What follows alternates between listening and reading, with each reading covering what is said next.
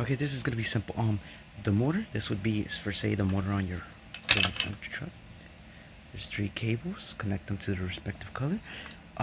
Connect the electronic speed controller, the respective wires, the sensors. These are the ones you're gonna have to pay attention. Just the colors. And then after that, just connect your battery like so. Just connect power like so. And you obviously you guys are gonna have to also. There's a small little cable where sometimes they have a little key where you're gonna put the key, or just put 2 jumper cables like so. And after you have that, you could either have a thumb throttle like this one, or you could have a pedal throttle, wherever that is.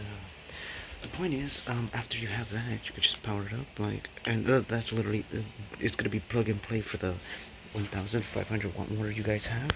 Once you do have it, you have to just,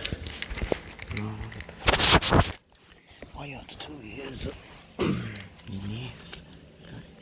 All you have to do then is just throw it on like so.